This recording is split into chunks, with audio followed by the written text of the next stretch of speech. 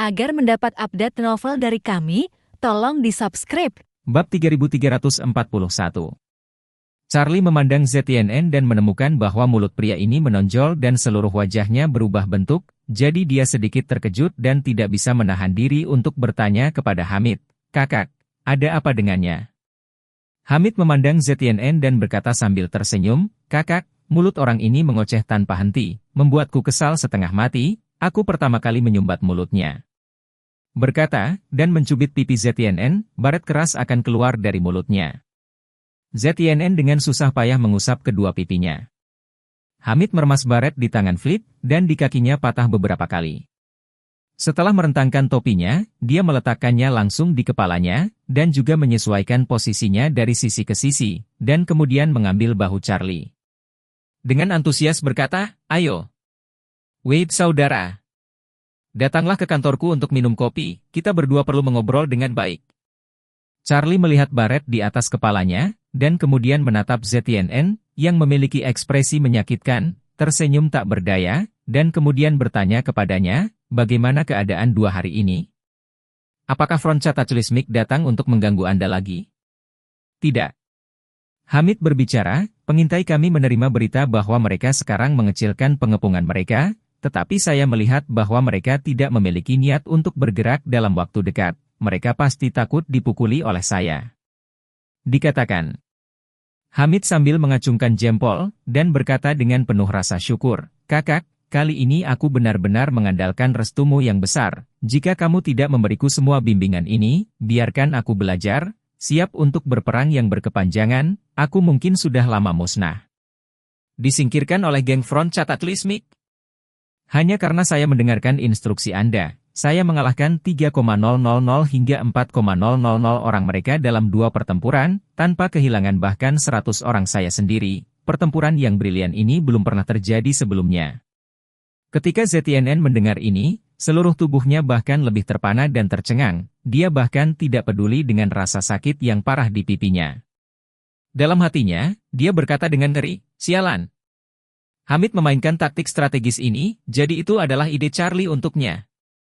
Saya katakan mengapa gaya permainannya terlihat begitu akrab, jadi dia mempelajarinya dari orang Cina kami. Orang ini Charlie benar-benar dewa, bagaimana dia bisa memerintahkan seorang panglima perang kecil seperti Hamid dari jarak jauh untuk bertarung dalam 2 pertempuran dengan kekuatan yang sangat berbeda dan hasil yang luar biasa? Apakah dia masih manusia yang brengsek? Hanya Charlie yang semewah ini, di masa depan, jika dia benar-benar ingin bertarung dengan keluarga Su secara langsung, apa yang bisa dilakukan keluarga Su untuk melawannya?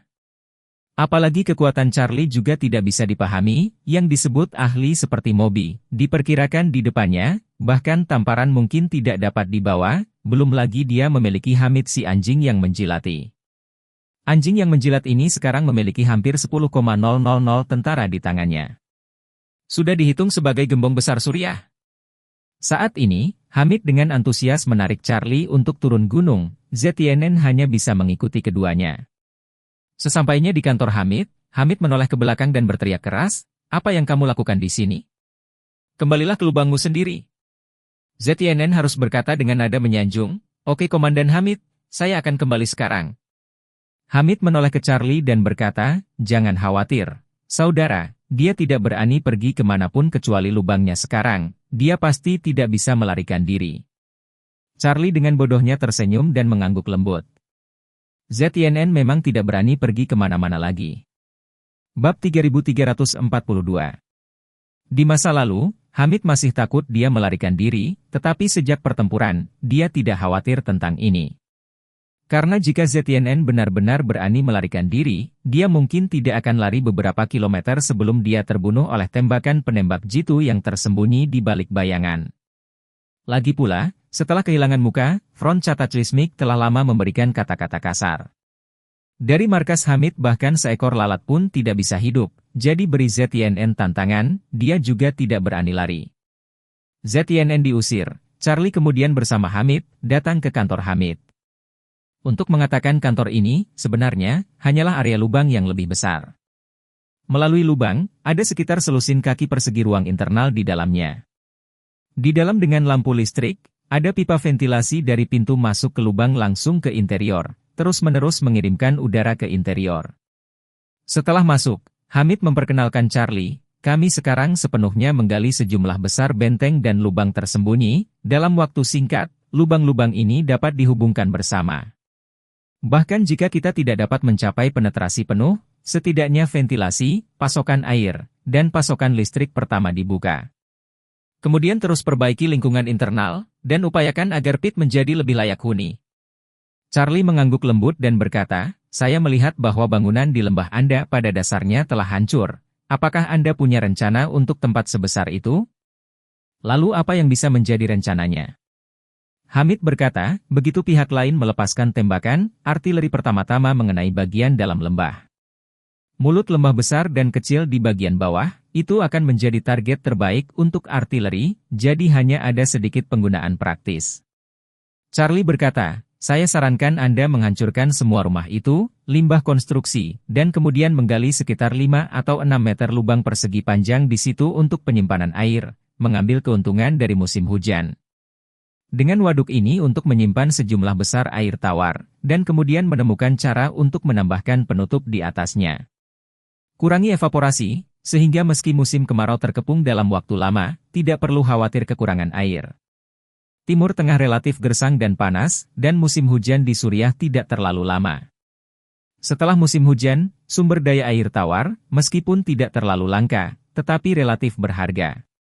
Charlie sekarang tidak khawatir tentang Hamid yang dikeluarkan dari pot oleh lawan-lawannya, tetapi lebih atau kurang khawatir bahwa lawan-lawannya akan mengepungnya sepenuhnya. Bentuk pengepungan panjang tanpa pertempuran. Bahkan, bagi Charlie, cara termudah yang bisa dia pikirkan untuk memecahkan Hamid adalah dengan mengerahkan pasukan untuk memutuskan hubungannya dengan dunia luar baik dari jalur laut maupun darat. Secara khusus, perlu memutus semua jalur masuk perbekalan, sehingga Hamid tidak bisa mendapatkan pasokan dari dunia luar. Dengan cara ini, Hamid harus menghabiskan cadangannya sendiri sampai dia habis. Makanan dan amunisi adalah pengawetan yang relatif baik. Di tempat seperti Timur Tengah, menemukan lingkungan yang kering dan terang, penyimpanan yang stabil pada 2 atau 3 tahun bukanlah masalah besar. Tetapi hanya sejumlah besar sumber daya air tawar yang tidak baik untuk dilestarikan. Dengan air kemasan untuk cadangan air minum bukanlah masalah besar, tetapi sulit untuk menjamin air untuk hidup.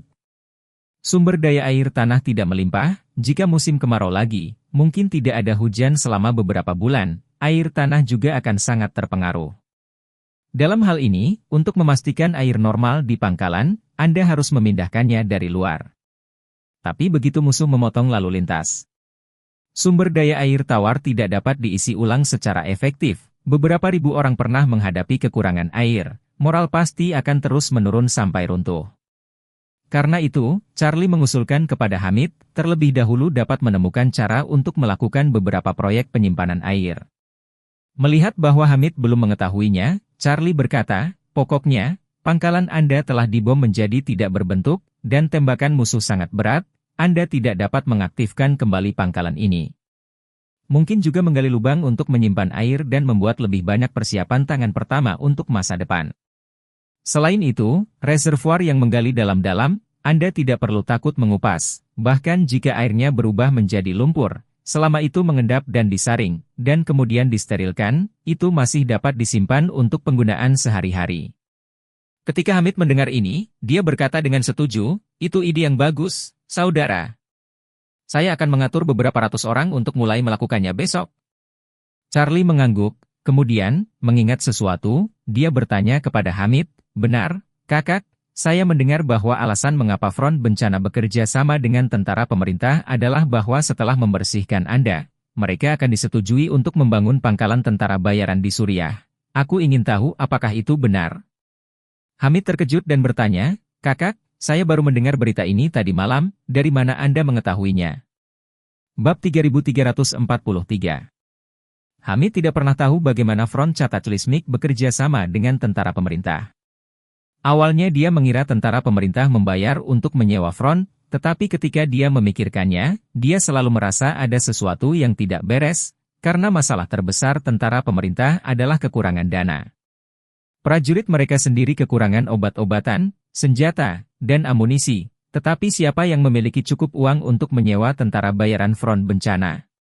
Baru kemarin ia menerima kabar bahwa syarat kerjasama antara Front Chatachlismik dan pasukan pemerintah adalah bahwa Front akan membantu pasukan pemerintah membersihkan oposisi. Dan bahwa pasukan pemerintah akan menyediakan lahan seluas 100 km persegi di Suriah untuk Front Chatachlismik untuk mendirikan pangkalan tentara bayaran pertamanya di Timur Tengah. Tapi Hamid tidak menyangka Charlie bisa mengetahui hal ini bahkan dari jauh di Cina. Jadi tiba-tiba, dia kagum pada saluran informasi Charlie. Charlie tidak menyangka Hamid yang sudah bertarung 2 ronde dengan Chatachlismik Front baru mengetahui berita ini kemarin. Ini juga berarti bahwa berita ini masih relatif rahasia. Informasi rahasia semacam ini semakin menegaskan kecurigaannya bahwa Cheng Feng pasti memiliki semacam hubungan dengan Front. Jadi, Charlie berkata kepada Hamid, saya menduga bahwa Front bencana ini terhubung dengan salah satu musuh saya di Tiongkok, dan rincian spesifik dari kerja sama Front dengan tentara pemerintah bocor dari musuh saya di Tiongkok. Hamid berseru, Kak, kalau begitu, maka Front Chatachlismik ini juga memiliki ancaman tertentu untukmu. Iya. Charlie mengangguk dan berbicara, hal utama adalah bahwa saya juga tidak tahu banyak tentang organisasi ini, saya tidak yakin tentang situasi spesifik mereka, jadi seberapa besar bahaya Front bagi saya masih belum pasti. Hamid melambaikan tangannya dan berkata, saudaraku, saya pikir Anda tidak perlu khawatir tentang ini, Cina selalu memiliki julukan kuburan tentara bayaran. Itu karena keamanan di sana terlalu bagus, dalam hal ini, tentara bayaran di luar negeri bahkan tidak bisa membawa senjata, mereka jelas bukan lawanmu.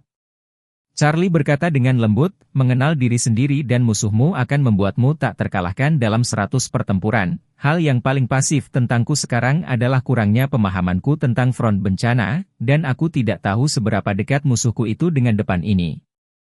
Hamid kemudian berkata, saudaraku, saya akan memberitahu Anda apa yang saya ketahui sejauh ini. Front Chatachlismik membuat kekayaannya di Amerika Selatan beberapa tahun yang lalu, dan sekarang fokus pada Timur Tengah dan Afrika, yang juga termasuk pasar Timur Tengah terbesar. Anda dapat memikirkan negara-negara Timur Tengah, termasuk Israel, hampir tidak ada negara yang tidak bekerja sama dengan tentara bayaran, sehingga Front bencana ingin mengakar di Timur Tengah. Dia lebih lanjut mengatakan, dengan sebagian besar organisasi tentara bayaran, masalah terbesar adalah kurangnya senjata berat, bahkan Blackwater Amerika Serikat juga hanya dapat menggunakan tentara bayaran bersenjata-senjata ringan biasa. Mereka pergi ke Timur Tengah dengan Angkatan Darat AS, mengendarai kendaraan lapis baja, helikopter tempur, hampir semua peralatan Angkatan Darat AS. Jika mereka meninggalkan Angkatan Darat AS, peralatan terbaik yang bisa mereka dapatkan di Timur Tengah adalah rak ember dengan truk pick-up senapan mesin Toyota. Pada titik ini, hal yang sama berlaku untuk Front Chatachlismik. Meskipun mereka memiliki beberapa alat berat di Amerika Selatan, mereka dikatakan hanya memiliki beberapa pengangkut personel lapis baja, dan helikopter tua buatan Rusia, dan jika mereka ingin mengirimkan peralatan ini secara global, mereka hanya dapat menggunakan pengiriman. Tapi ada masalah lain dengan pengiriman. Perusahaan pelayaran di seluruh dunia harus mengikuti konvensi dasar bahwa mereka tidak dapat membawa persenjataan bersenjata non-pemerintah, dan tidak ada pelabuhan di negara manapun yang dapat mengizinkan persenjataan bersenjata non-pemerintah untuk dimuat atau dibongkar dari pelabuhan. Jadi, pada dasarnya tidak mungkin bagi mereka untuk mendapatkan peralatan mereka dari Amerika Selatan ke Timur Tengah. Bab 3344. Mendengar ini, Charlie membuka mulutnya dan berkata, itu sebabnya mereka ingin mendirikan markas mereka sendiri di Timur Tengah, dan kemudian menemukan cara untuk mendapatkan beberapa alat berat dari sini untuk mempersenjatai diri, kan? Benar.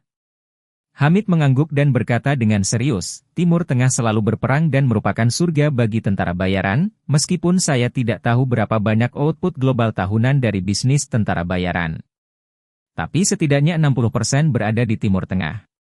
Dikatakan di sini, Hamid berkata, Anda tidak melihat Afrika juga sangat kacau, tetapi terus terang, negara-negara Afrika yang dilanda perang, salah satunya miskin, jika tentara bayaran pergi ke tempat seperti itu untuk berperang, benar-benar tidak dapat menghasilkan banyak uang.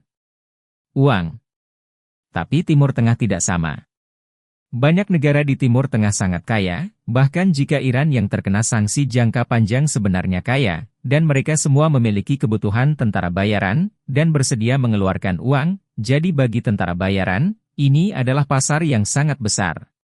Dan Timur Tengah memiliki banyak persenjataan berat, hampir ruang pameran senjata Timur dan Barat, termasuk persenjataan paling buatan Rusia. Selama ada uang, tidak ada yang tidak bisa Anda beli.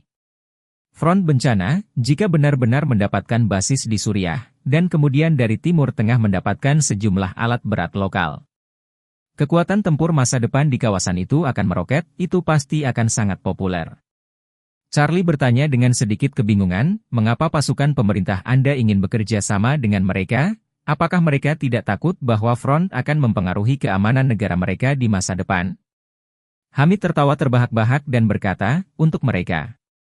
Front Cataclysmic jauh lebih kuat dari kita, oposisi, bagaimanapun, kita benar-benar berjuang melawan mereka. Itu benar. Charlie berhenti sejenak dan bertanya lagi, omong-omong, apakah Anda tahu siapa komandan tertinggi front bencana di Suriah?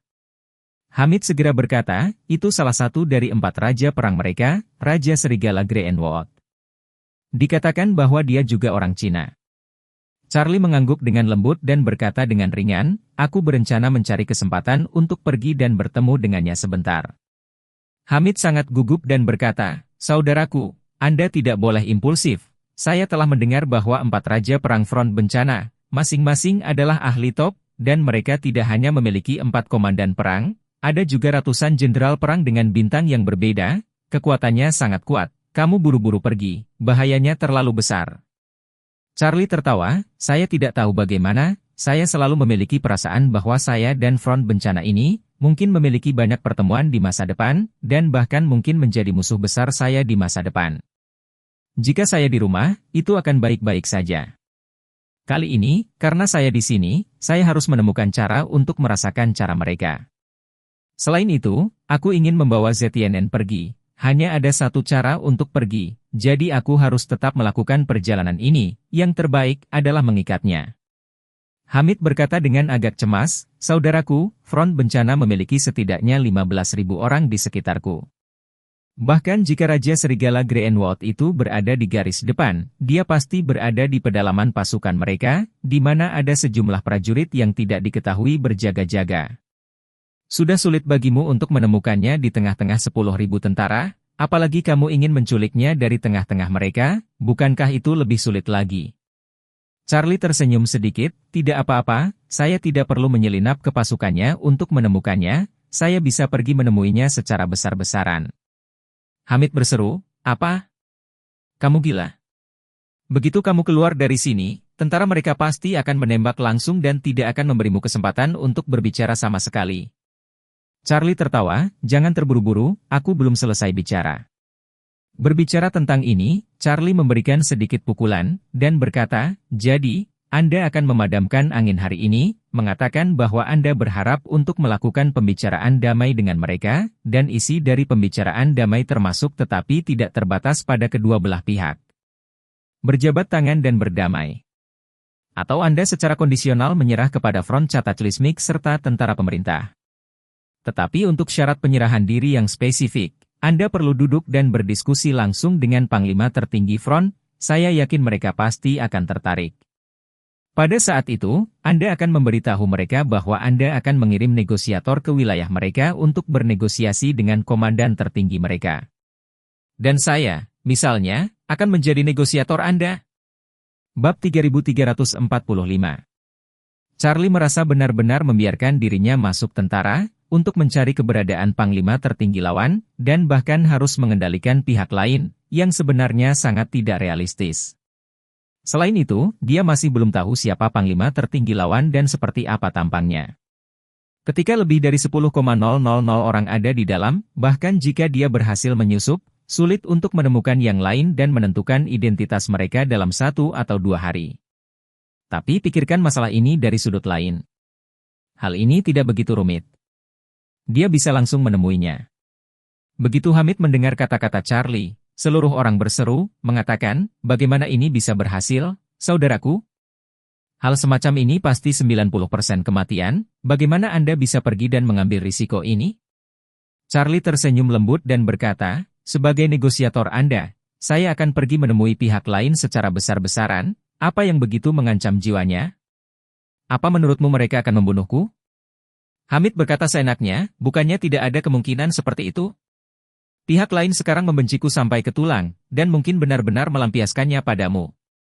Charlie tertawa, itu tidak akan terjadi.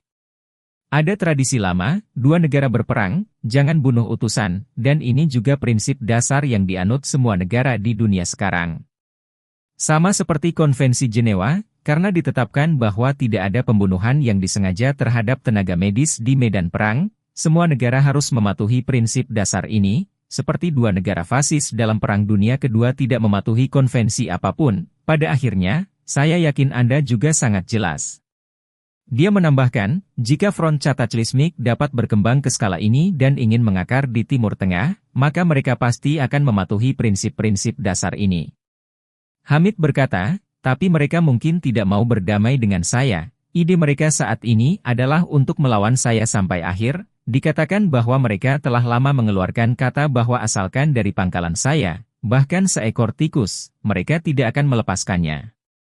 Charlie tertawa, tidak ada gunanya mereka mengucapkan kata-kata yang lebih kasar, situasi yang sebenarnya. Mereka berada dalam kebuntuan ini dengan Anda sekarang, itu tidak akan ada gunanya bagi mereka. Setelah mengatakan itu, Charlie melanjutkan analisisnya, kebuntuan ini, di permukaan, tampaknya tidak menguntungkan bagi Anda, tetapi pada kenyataannya, kerugian sebenarnya adalah front bencana dan tentara pemerintah. Hamid berkata dengan wajah sedih, saudara, sebenarnya berbicara dari hati, saya kadang-kadang tidak yakin, waktu persiapan saya tidak cukup lama. Jadi persediaannya tidak cukup, jauh dari saran Anda sebelumnya selama 3 tahun cadangan strategis begitu banyak, dan sekarang jumlah orang telah meningkat beberapa kali, hampir 10,000 orang di sini untuk makan dan memberi makan kuda, akan mempercepat konsumsi persediaan, paling banyak akan bertahan 1,5 tahun. Omong-omong, Hamid menghela nafas dan berkata dengan serius, kakak, itu adalah kura-kura di dalam toples ah.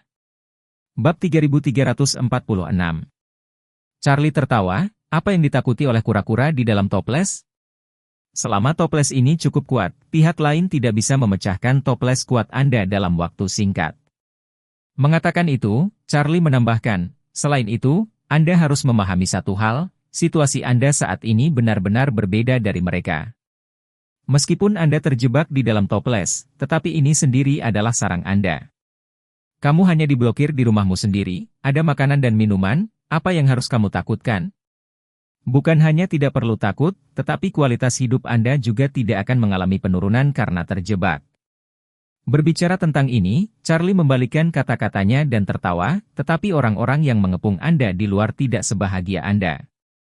Tentara yang terdiri dari 15,000 hingga 20,000 orang yang terdiri dari front cataclysmic dan tentara pemerintah harus tetap berada di sini dalam angin dan hujan sepanjang waktu, dengan angin dan hujan, matahari dan hujan. Mereka semua harus menghadapinya di depan pintu Anda, jadi Anda bisa membayangkan siapa yang lebih sulit. Ketika Hamid mendengar ini, matanya tiba-tiba berbinar. Dengan bersemangat berkata, saudaraku, lanjutkan. Charlie tertawa, Anda tahu, ini seperti sekelompok teman memancing yang berlari ke kolam ikan hitam, memegang keinginan kuat untuk menangkap ikan standar terbesar di kolam, tetapi ikan besar bersembunyi di air itu tidak terlihat. Kepalanya. Teman-teman nelayan tidak punya pilihan selain menggertakkan gigi dan mendirikan tenda di sisi kolam ikan, siap untuk berperang yang berkepanjangan. Angin dan hujan, matahari, makanan dan tidur, gigitan nyamuk, bahkan jika, tetapi juga menunda pekerjaan serius, tidak dapat memancing ikan, gaji tahunan ratusan ribu pekerjaan tidak dilakukan, atau setahun beberapa juta bisnis tidak melakukannya. Jadi, mereka bisa puas 1 atau 2 hari di kolam ikan. Siapa yang tahan selama 3 atau 5 hari? Bahkan jika ada teman memancing yang sangat keras kepala dan benar-benar dapat menggertakkan giginya dan menjulurkannya, tetapi ketika dia bertahan selama seminggu dan ikan tidak ditangkap, istrinya akan mengambil anak-anak dan ikan. Menikah lagi dengan lelaki tua di sebelah, jadi apalagi yang bisa dia lakukan saat itu? Hamid berkata dengan penuh semangat, DMN, memang seperti itu. Charlie mengangguk. 15,000 orang dari front cataclysmic ada di sini untuk mengepung ikan milikmu yang satu ini, dan biaya hariannya puluhan juta dolar. Dan biaya ini benar-benar kerugian murni. Tetapi bagaimana jika 15,000 orang ini ditarik ke medan perang lain? Mungkin uang yang diperoleh dapat menutupi biaya puluhan juta dolar sehari, tetapi juga membawa keuntungan puluhan juta dolar ke front Cataclysmic. Ini terbalik dan positif. Itu 20 juta, menurut Anda apakah mereka mampu melakukannya? Menyeretnya keluar. Berbicara tentang ini, Charlie tersenyum dan berkata dengan sangat tegas, jika front Cataclysmic benar-benar berani berlarut-larut selama 1,5 tahun dengan Anda, persediaan Anda belum habis, front Cataclysmic itu sendiri akan bangkrut. Sebagian besar orang mereka adalah tentara bayaran dan pekerja tim konstruksi tidak berbeda, yang membayar untuk bekerja dengan siapa, tidak membayar atau memberi lebih sedikit, mereka pasti akan pergi. Anda mendengar pekerja tim konstruksi mana yang memiliki perasaan dengan pemilik situs, tidak dapat membayar upah, dan masih bersedia terus bekerja untuknya. Hamid tertawa dan berkata dengan penuh semangat, mengerti. Saya benar-benar mengerti. Sekarang yang paling pasif sebenarnya bukan saya, kura-kura di dalam toples, tetapi mereka, orang-orang yang ingin menangkap kura-kura. Charlie mengangguk dan tertawa, jadi saya percaya bahwa front bencana alam pasti sangat khawatir sekarang, jika Anda tiba-tiba mengumumkan bahwa Anda ingin berdamai dengan mereka saat ini, mereka pasti akan memanfaatkan kesempatan ini. Bahkan jika mereka tidak siap untuk benar-benar berdamai dengan Anda, mereka pasti akan memanfaatkan kesempatan baik ini untuk melakukan kontak dengan orang-orang di pihak Anda terlebih dahulu, sehingga mereka dapat merasakan sikap Anda dan memeriksa mulut Anda. Hamid menganggukkan kepalanya dan berkata, analisis Kakak masuk akal. Kemudian saya akan menemukan saluran untuk menghubungi mereka dan melihat apakah mereka mau bernegosiasi. Charlie tertawa, ketika menghubungi mereka, Anda harus tulus dan memberitahu mereka secara langsung bahwa jika mereka mau berbicara, Anda akan mengirim seseorang dengan otoritas penuh untuk mewakili Anda untuk secara pribadi pergi ke wilayah mereka dan berbicara dengan mereka. Tetapi Anda harus dengan jelas memberitahu mereka bahwa perwakilan Anda harus berbicara dengan Panglima tertinggi front bencana. Hamid langsung menyatakan, tidak masalah, saya punya teman yang merupakan pemasok barang untuk tentara pemerintah dan memiliki hubungan yang baik dengan para petinggi tentara pemerintah, saya dapat memintanya untuk membantu mengirim pesan.